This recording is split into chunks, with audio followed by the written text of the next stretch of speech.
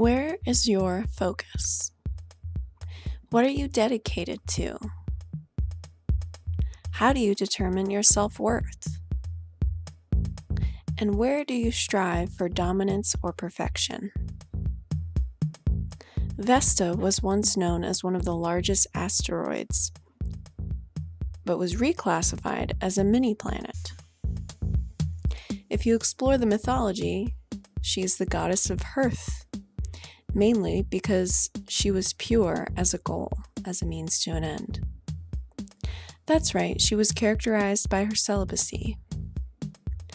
Another way to look at it is, when you're hyper-focused on a goal, you don't have time for, as some religious doctrine would put it, the flesh. Though, if you have Vesta in a house concerning sexual activity, your goal could be sex. You could strive for dominance in sex and perfection in sex. It really depends on your personal circumstances and your personality. So hey, to each their own. But hearth is fire. Fire purifies. When we think of purification, we think of perfection, striving for purity. It burns through what it touches. This is the destructive nature of fire. Think of wildfires and how terrifying they are. When people think of water and fire, this is why they're so frightened. The destruction. Wind, earth, they serve as backgrounds. Sometimes wind can stoke a fire, and if we weren't on Earth, we wouldn't have fire and water to begin with. Maybe big booms out in the solar system, thinking of the Big Bang here. But wind and earth are the backdrops to the destructive energy of fire and water in their emotional manifestation, or when they're out of control. But let's just look at the purification qualities of fire for a moment. We associate Vesta with the Vestal virgins of ancient Rome, who worshipped Vesta in their temple, the god Vesta or goddess Vesta. They were under the authority of Pontifex Maximus. The all-female environment and the power and control issues with the man in charge give us Vesta's meaning, or its updated meaning, beyond the goddess. These were 6 hand-picked women chosen by Pontifex Maximus, you gotta love this name, the chief priest of Rome. And after the time of Augustus, the emperor himself. Now these women would have been aged between 6 and 10, and they had to be free of what they deemed to be physical or mental deformity. So this is really interesting because we're seeing the categorization of mental health, of gender, and the obsession with youth in this tale. And technically this historical moment, because this would be beyond something like myth, it would be something that would be historically documented. And they had to agree to be virgins for at least 30 years. Now, how you consent to something like this between ages 6 and 10, I'm not quite certain. I would say you couldn't. So after this, they were set free. Professor Corey Brennan from the American Academy of Rome says they had no family, they were totally on their own. And this was unique for women in Rome because they would have been property of their family or their husband. And so they were considered these guardians of a sacred fire. Now, one astrologer has put this as a placement of where you will encounter gender politics and have to struggle to take your power. Isabelle Bonet puts it this way: Vesta is the guardian of hearth and home.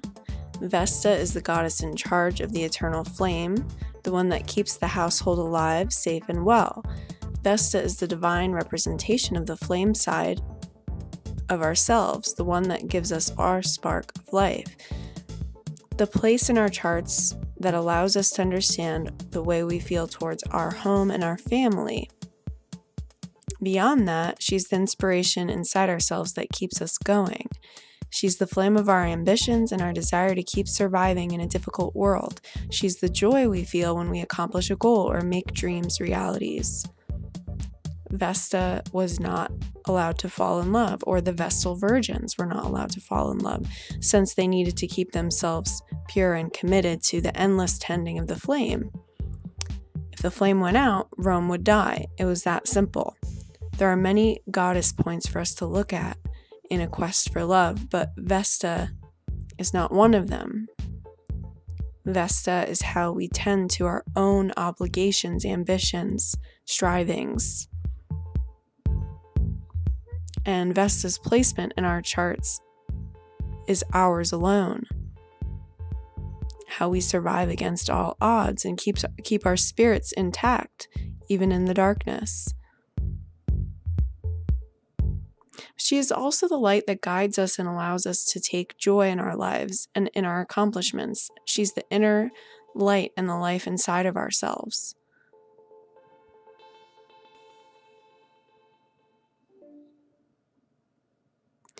Which house is Vesta in for you? Does it have any aspects? We'll talk about houses after this song by Daniel Birch, Unusual Love.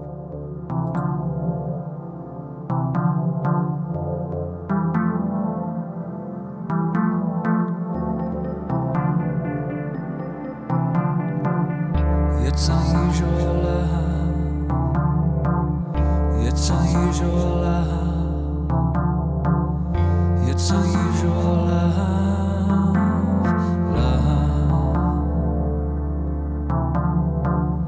It's unusual love.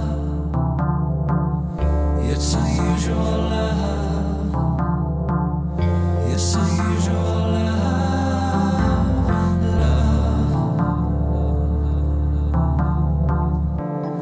looking for a solution. I'm trying to find the truth that burns inside.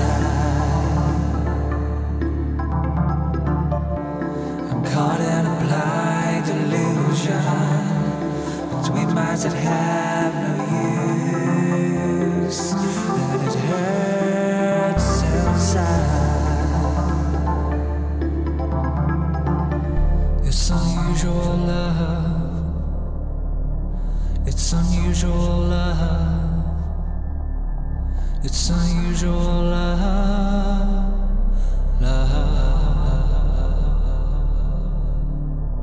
It's unusual love. It's unusual love. It's unusual love.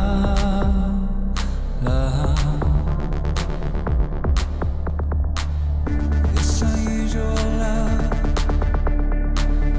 It's unusual love. It's unusual love.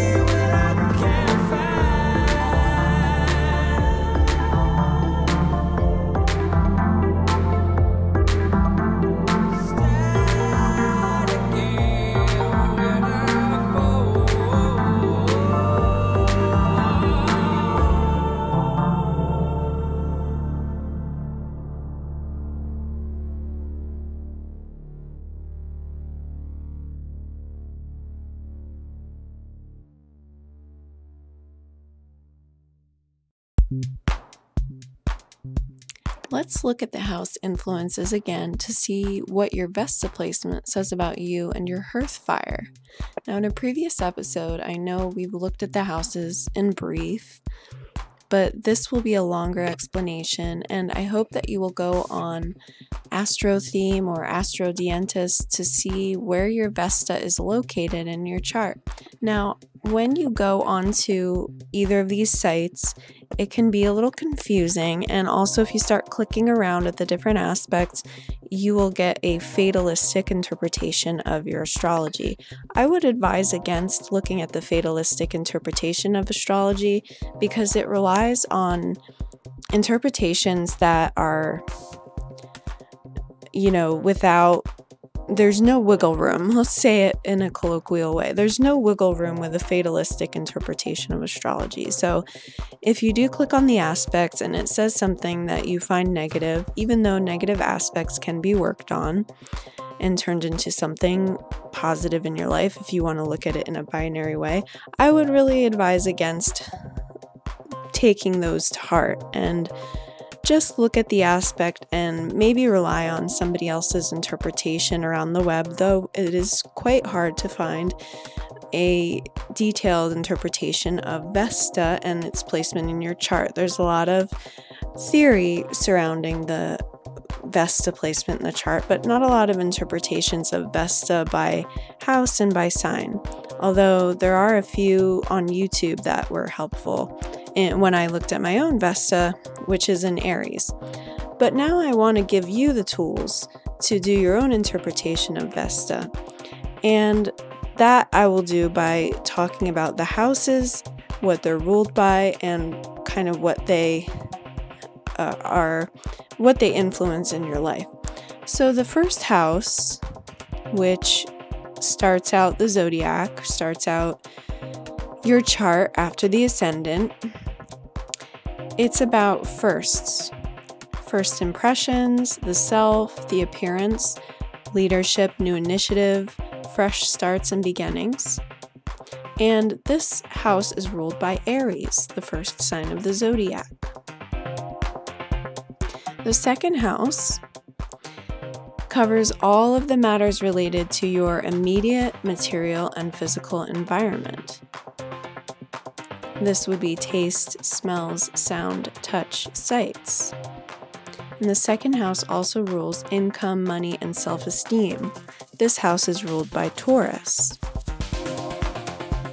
Now, for any of these signs and house placements, you can go to previous episodes of the podcast. So, for instance, Aries, you would want to go to episode 1 where I cover Mars, because Mars rules Aries. With Taurus, you would want to go to my episode that covers Venus, because Venus rules Taurus. Let's move on to the third house. Now, the third house rules all forms of communication, talking, thinking, gadgets, devices, which would be like your cell phone or, stuff you could do on the computer, that type of communication. Because when we think of that type of communication, that quick communication, we think of Gemini. And the third house also covers your siblings, neighborhoods, local travel, libraries, schools, teachers, community affairs. And people recognize this as, along with the fourth house, your developmental issues, whether you felt nurtured and heard when you were younger, that type of stuff. And it also influences how you communicate now. Now, your fourth house will be the Cancer-ruled house, and it's at the bottom of the zodiac wheel, and it's the foundation of all things. So this would be your home, your privacy, your security, your parents, your children, your own nurturing abilities.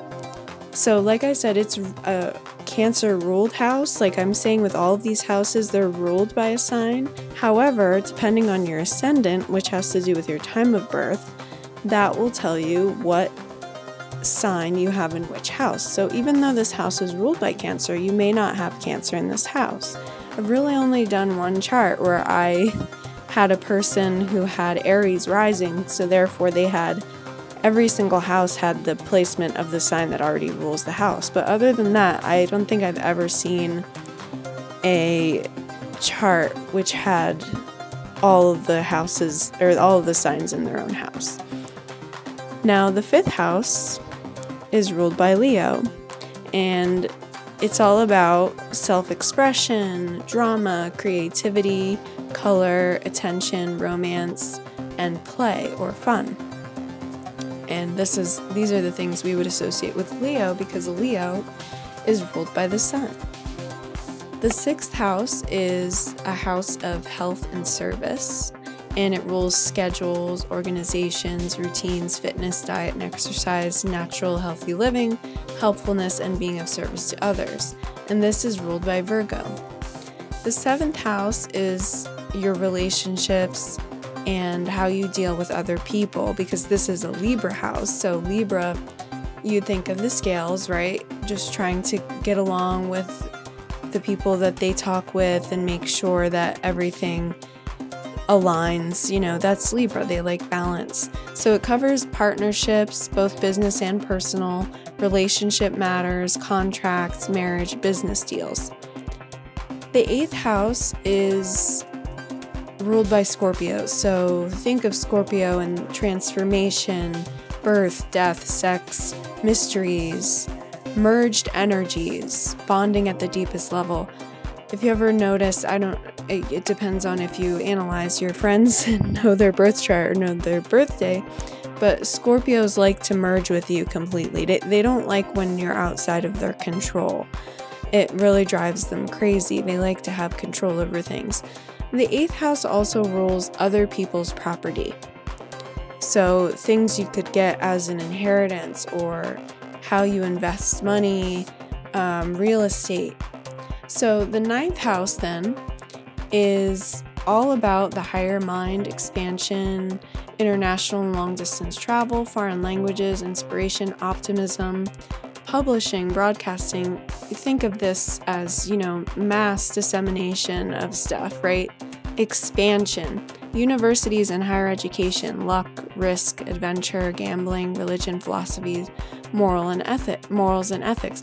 Now, this is ruled by Sagittarius, and you know from the Jupiter episode that Jupiter wants to expand, and Jupiter rules Sagittarius. The 10th house is at the top of your chart, and that means that's where everybody sees you. That's what everybody sees about you. It's your public persona. So the 10th house also governs structures, corporations, tradition, public image, fame, honors, achievements, awards, boundaries, rules, discipline, authority.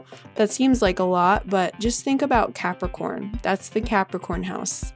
And what we know about Capricorn is that, the Saturn, right? The mountain goat, the climb, how you conquer the world before you go into kind of a more spiritual state in a different life, right? Where you've already conquered the world and you're like, I'm over that. I've already been on top. I have all the fame.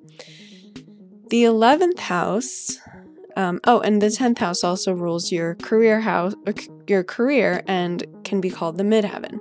The 11th house is all about teams, friendships, groups, society, networking, social justice, rebellion, and humanitarian causes. And obviously this would be ruled by Aquarius because that's what they're all about. But it also rules, eccentricity, originality, surprises, invention, and you probably know what I'm going to say already from listening to this podcast, but this house would be ruled by Uranus, right? Because Uranus rules Aquarius. Now, the 12th house, which is known as the most mysterious house, even more mysterious than the 8th house, is a house of endings, the final stages of a project or life, completion, but it also rules the afterlife, old age, surrender. It's associated with exile. Some people would say institutions like hospitals, jails, hidden agenda, secret enemies. And on a different note, it also rules imagination, creativity, arts, film, dance, poetry, and the subconscious, because this is a Pisces ruled house. So these are all the houses, and what you need to do now is check out where your Vesta is, what house it's in, and what sign it's in, and try to come up with your own interpretation of what Vesta means for you. This is Kadhja Bonet with This Love.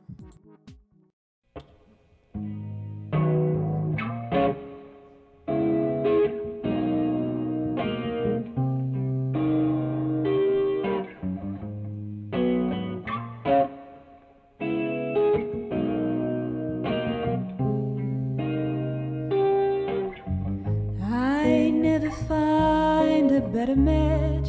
I knew the fire would catch. I'd given up on pairings that were often cavalier. Your other friend that I could want, a caring confidant. You've moved in me a bravery, emboldened and renewed. I thought I loved before, but now you've shown me what love really is. 10,000 years or more, I might believe a dream about this love, this love, this love. When several days keep us apart, I'll wear you on my heart and draw a bath of memories like envelope cologne. A turtle dove will bring a name, we'll share the window pane. And when I wake, the day will make a path for dreams to run. I thought I loved before, but now you've shown me what love really is. 10,000 years or more, I might both live and dream about this love, unless you let go, unless you let go, unless you let go. I promise I will be all you need. I thought I loved before, but now you've shown me what love really is. 10,000 years or more, I might both live and dream about this love, this love, this love.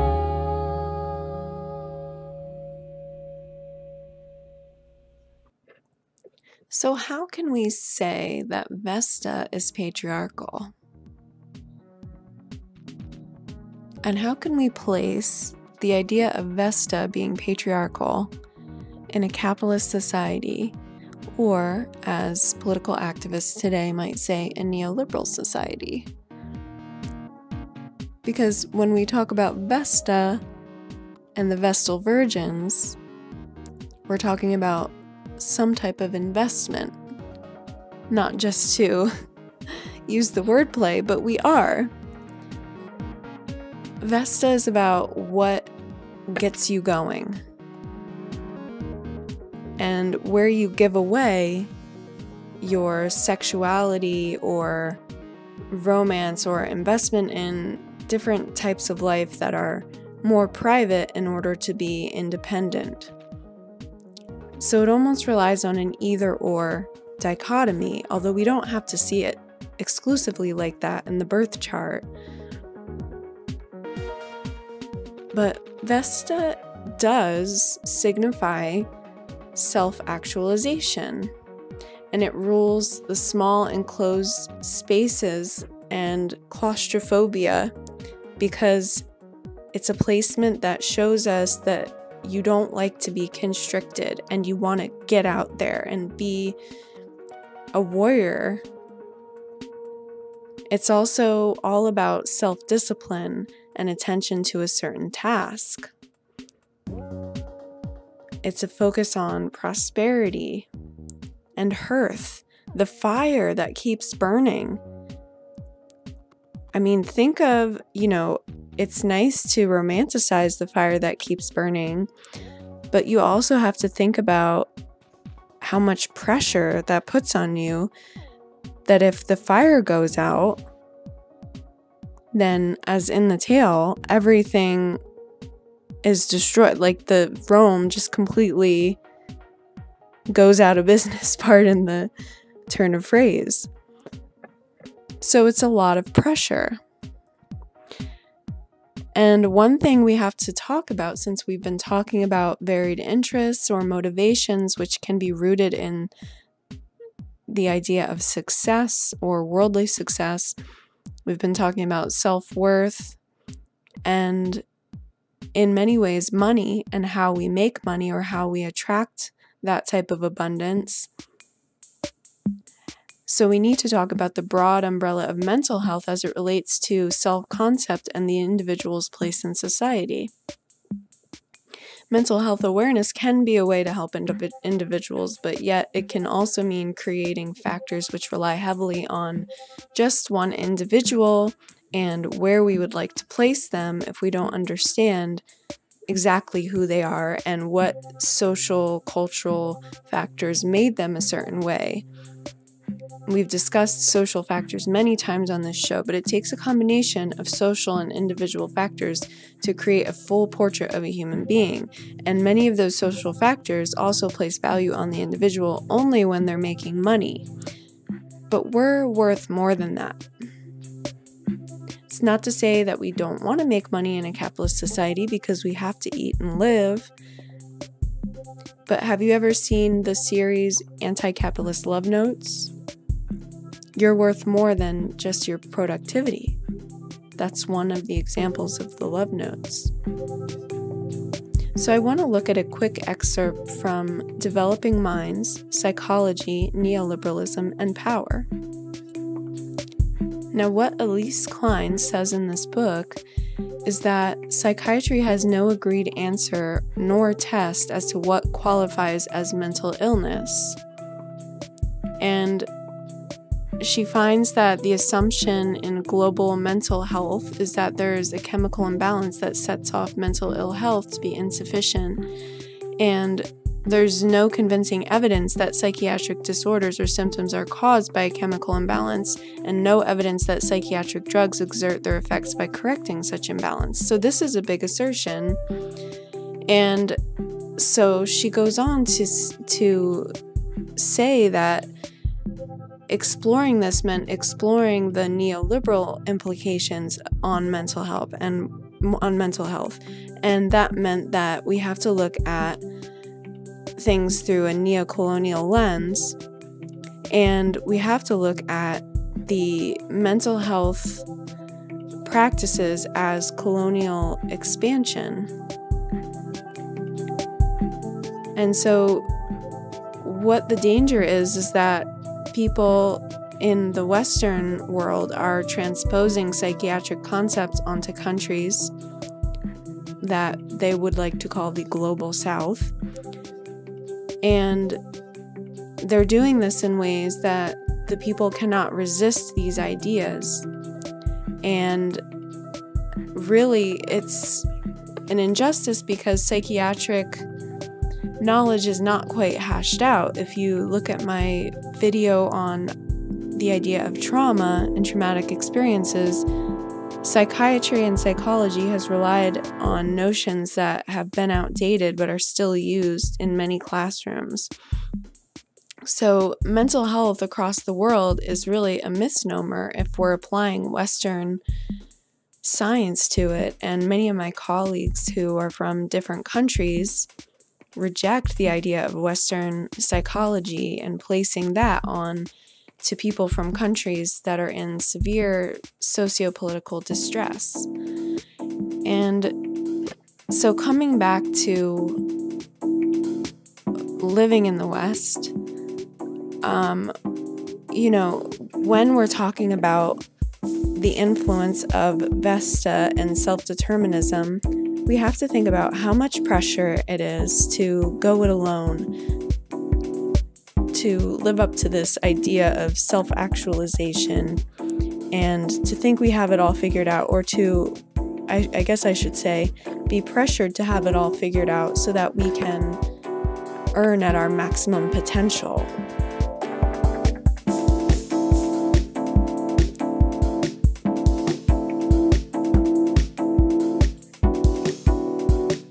Even as I say the word potential, I feel as though it's fraught with assumptions. Because when we're saying potential, we're saying that none of us is good enough the way that we are. None of us are good enough the way that we are. And that we need to constantly be improving ourselves instead of accepting ourselves and knowing that we're good enough. I don't know about you, but I can have a problem with this. And it's not what I would like to look at as a spiritual approach to life. It's an approach that says that up to the day you die, you're always striving and you're never good enough. Which I get it, you know, if we weren't striving for something, then, I mean, I guess we're led to believe that we're not living any kind of a life if we have nothing to work for. Here are two songs by Ripdae and Priven. The first song is "The Past is Not Ahead of Its Time Until Someone in the Future is Vastly Influenced by It." And the second song is "Quran, Bible, Torah, etc. Godly."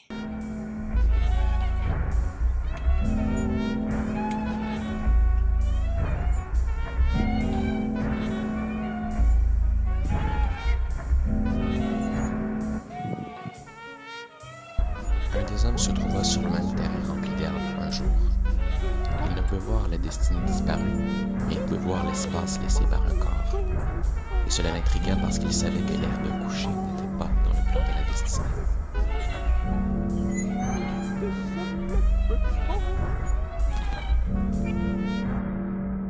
High, cool. They slurred themselves across the room, licking triggers to seal a fate, stuck with some of the wildest braids. When red is going green, it stops the end, is a force of blood, killer or not. High, cool. They slurred themselves across the room, licking triggers to seal a fate, stuck with some of the wildest braids. When red is going green, it stops the end, is a force of blood, killer or not. In a field of wheels and melancholy through alleys, shattered legs collect their organs from orphans. So the coup stops to be noticed, looking on to snatch, then the wall showed inept. A drugged gang holds on tight to their fangs, and silly are the alarms ringing, self-destructing fish of hate. Of course the catch seems like something to eat, and this is all behind their planet's colorful cheeks. No leaks. The darker the inside, the brighter the outreach. High, cool. They slur themselves across the room, licking triggers to seal a fate, stuck with some of the wildest braids. When red is going green, it stops the end, is a force of blood, killer or not. High, cool. They slur themselves across the room, licking triggers to seal a fate, stuck with some of the wildest braids. When red is going green, it stops the end, is a force of blood, killer or not.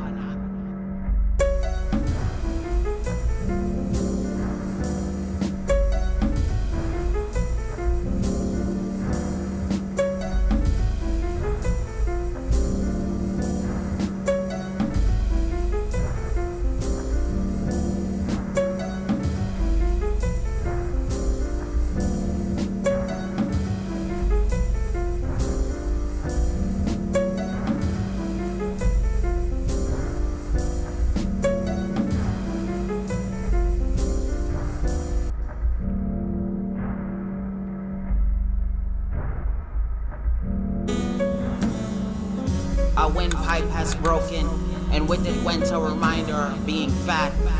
The scenario's room is an inviting lilac, and of course the odor is a reminder of an abnormally cold night in August.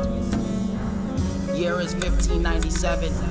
Caravaggio is standing in front of you. You are staring at him, and in response he's looking at your futuristic stomach while you are now existing as a black Teletubby. You start slicing off bits of yourself. You give him some of your flesh, he chews it, swallows. Yummy. Yummy. Yummy. Yummy.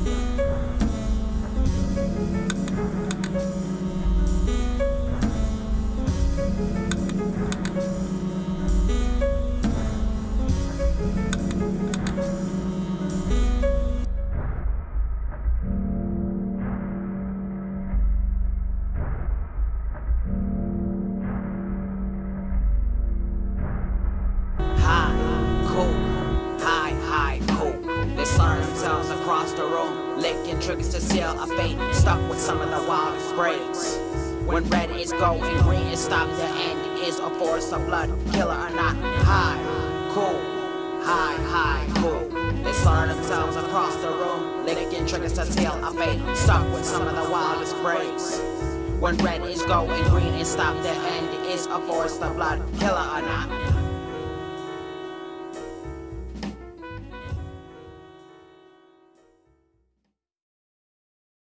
The animals in this neighborhood are complaining in unison as the sky becomes black. A so-called pseudo-nighttime is hardly appreciated by things that bark, hiss, growl, or claw in the dark. They don't want food or more time outside. They want the sky to be normal and stop hiding its eye. In a time of social unrest, the divine loses itself to showcase where on the hierarchy we perpetually sit. And the water flows, cutting into the unwrapped gifts. You can't really teach genuine hatred or genuine love. One's own experience is what creates votes or pitchforks for the head of a club. So the unborn will probably be smart enough to place a ribbon around their neck to take the power away from those who want to kill it in attempt to assert dominance. Mumbling is the present seed, and it seems like a form of protest against the babies who cry the loudest. They can whine for a change all they like, but obviously that ultimately won't create what they claim they want to establish.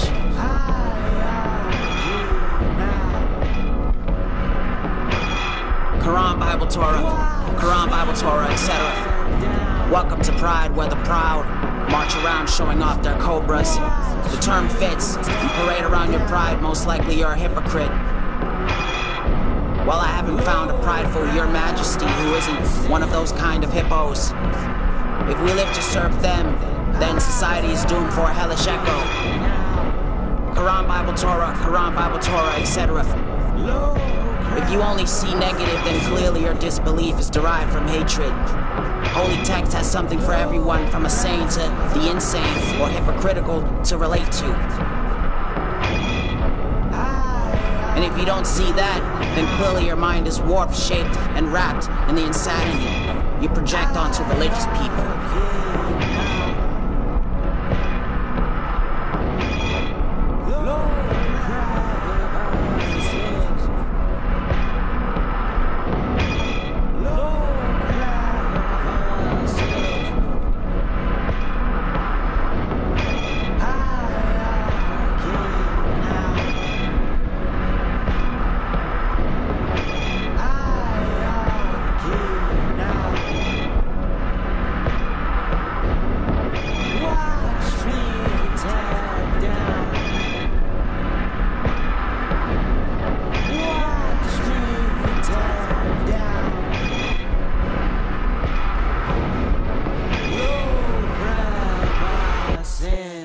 Un des hommes se trouva sur le même terrain rempli d'herbe un jour. Il ne pouvait voir la destinée disparue, mais il pouvait voir l'espace laissé par un corps.